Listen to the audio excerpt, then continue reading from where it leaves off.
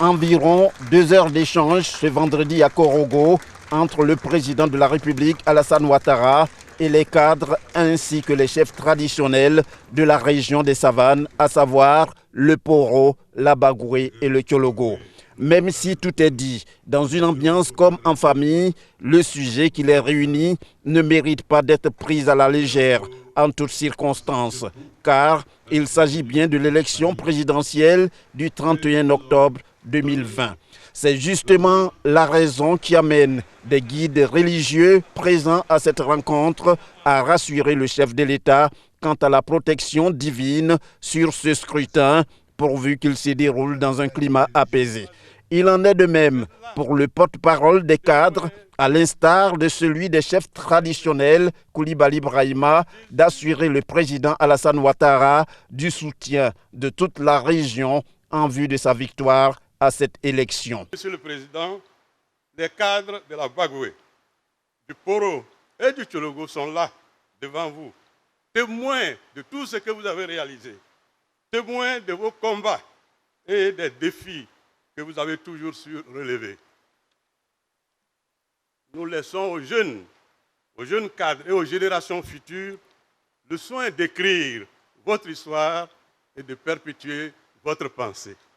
Pour ma part, Monsieur le Président, je pense que cette pensée est positive. Elle est belle, elle est magnifique, elle est lumineuse. Dans quelques jours, il y a un autre défi qui se dresse devant nous. Celui de l'élection présidentielle du 31 octobre 2020. Nous allons entrer dans chaque hameau, chaque village, chaque ville pour vous ramener cette victoire digne du sacrifice de votre personne que vous avez accepté de faire pour votre pays. Pour le président de la République, Alassane Ouattara, sa décision de briguer un autre mandat à la demande des membres de son parti, le RHDP, après le décès du Premier ministre Amadou Gon Coulibaly, en vaut la peine. Si je n'avais pas accepté, je crains fort que le RHDP aurait connu donc une désintégration.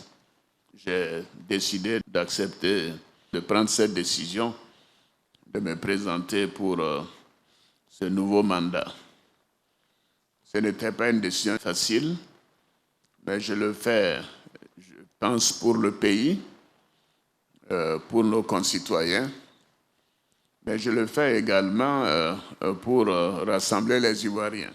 Et nous devons continuer de travailler, de rassembler les Ivoiriens, tous les Ivoiriens, sans distinction de région, de religion, d'ethnie, etc.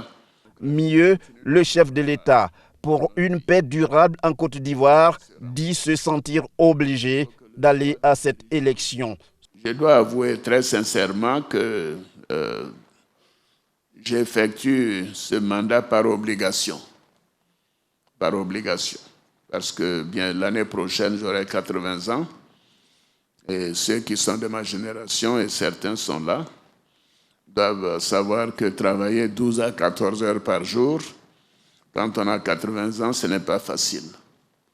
Et je le fais par obligation pour la stabilité de notre pays, pour la paix dans notre pays.